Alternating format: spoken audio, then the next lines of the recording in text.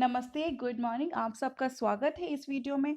बच्चों, आज हम डिस्कस करने वाले हैं डीओई की क्लास 7 की वर्कशीट नंबर 17।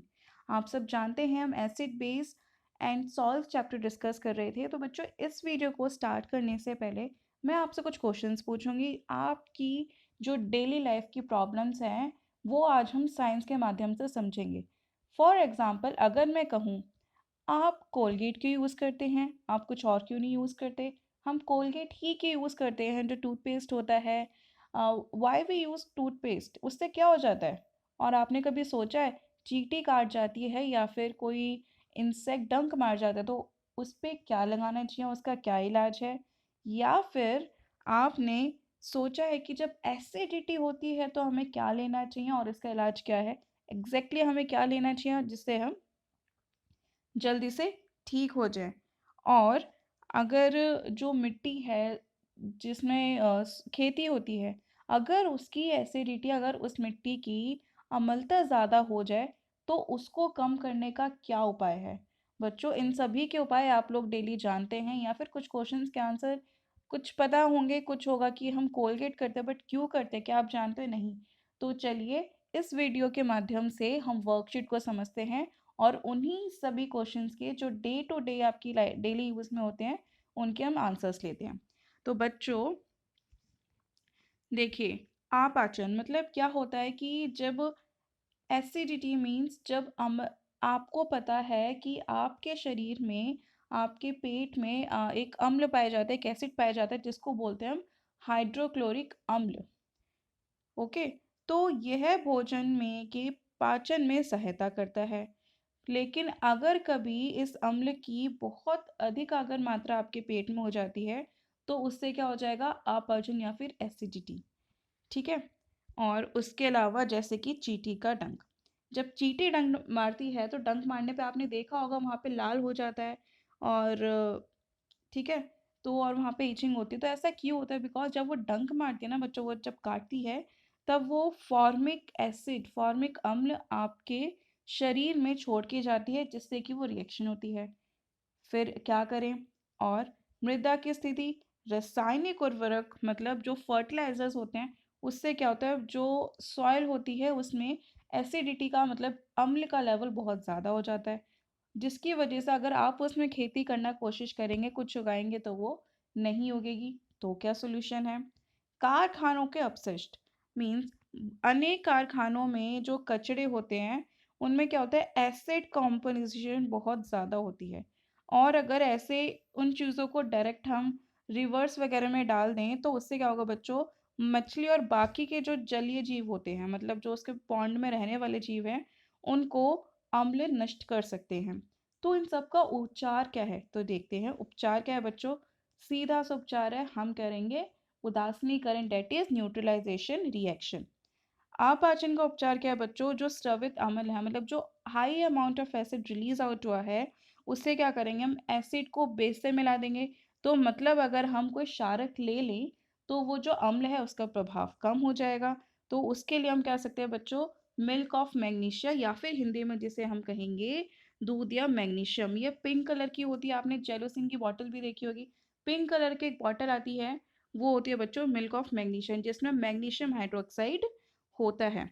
और चलिए आपके बाकी के जो प्रॉब्लम्स है उसका उपचार देखते हैं। अगर चींटी डंक मार जाए तो बच्चों, चींटी अगर डंक मार जाती है तो वो भी क्या छोड़ के जा रही है? अम्ल। तो उसको हम कैसे न्यूट्रलाइज कर सकते हैं? By using some basic, that is some मतलब हम क्षारक यूज़ कर सकते हैं। तो इसमें बच्चों खाने वाला सोडा जिसको सोडियम हाइड्रोजन कार्बोनेट कहते हैं, जो या फिर कैलामाइन लोशन, वो आप यूज़ कर सकते हैं। उससे क्या हो जाएगा? चींटी का डंक का उपचार हो जाएगा। वहाँ पे क्या हो जाएगी? ये रिएक्शन हो जाएगी। कौन सी? उदासीनीकरण। ओके। तीसरा है मृदा उपचार। तो बच्चों वो भी क्या हुआ? वहाँ पे भी अम्ल है तो फिर से क्या करेंगे? बेस। तो कौन सा बेस यूज़ करें? तो बच्चों बिना भुजा हुआ चूना मतलब कैल्शियम ऑक्साइड यूज़ कर सकते हैं या फिर कैल्शियम हाइड्रोक्साइड यूज़ कर सकते हैं, क्योंकि ये क्या है? क्षारक है, बेस है। इससे को मिलाने से मिट्टी में वो क्या हो जाएगा? उदासीन रिएक्शन हो जाएगी, न्यूट्रलाइज हो जाएगा एसिड का इफेक्ट, वो मिट्टी सही हो जाएगी। और लास्ट है कारखानों के अपशिष्ट का उपचार। तो बच्चों कारखानों में जो कचरा है उसका उपचार करने के लिए हम क्या कर सकते हैं? उसमें कुछ क्षारकीय पदार्थ मतलब कुछ बेस मिला सकते हैं जिससे वो न्यूट्रल हो जाए एंड उसके बाद वो जलाशय में ज़्यादा उतना हार्म ना करे। तो चलिए अब इसके प्रश्न तो देखते हैं। आपाचन से आप क्या समझते हैं? तो बच्चों, जब अम्ल की अत्यधिक मात्रा से हमारे आपाचन में, अपन यहाँ से यहाँ तक आप लिख सकते हैं फर्स्ट का आंसर। सेकंड है, प्रति अम्ल क्या होता है? तो बच्चों, प्रति अम्ल होता है, प्रति अम्ल क्या होता है? एक दुर्बल क्षार होता है।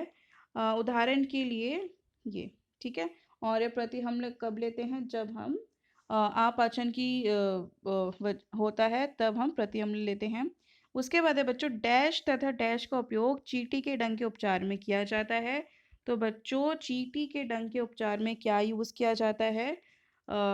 खाने का सोडा या फिर कैलामाइन लोशन, कैलामाइन विलियन। अब उसके बाद फोर्थ है, आप क्षारकीय मृदा को किस प्रकार उपचारित करेंगे? तो बच्चों, कैसे कर सकते हैं हम? सॉरी, आप उसमें बिना भुजा हुआ चूना या फिर भुजा हुआ चूना यूज़ करके कर सकते हैं। और तथा इसमें जैव पदार्थ मिलाए जाते हैं तो उससे वो हो जाएगा। अब बच्चों, इसके आंसर्स हम इंग्लिश मीडियम में भी डिस्कस कर लेते हैं और यहीं से हमारी वर्कशीट ख़त्म होती है। चलिए बच्चों, पहले क्वेश्चन का आंसर देखते हैं। पहला क्वेश्चन है, व्हाट इज इंडाइजेशन? तो बच्चों, इंडाइजेशन क्या है? इंडाइजेशन इज जो the acid present in our stomach, it helps in digesting the food, but too much of acid in the stomach causes indigestion. Now the second question is, what is an antacid? So an antacid is a mild base such as milk of magnesia, which contains magnesium hydroxide, and it is used for the treatment of indigestion. Now, the third question is, dash and dash are used to neutralize the ant sting. So, the answer is moist baking soda and calamine solution. They are used for the treatment of ant sting. And the fourth question is, how can you treat basic soil? How can you treat, it should be like, how can you treat with the basic soil? So the answer is, we can treat the acidic soil with bases like this and this. सो ये आपका fourth का answer है बच्चों। Question थोड़ा सा गलत है। How can you treat basic soil की जगह high can you treat acidic soil. Okay, तो बच्चों यहाँ पे हमारी वर्कशीट ख़त्म होती है।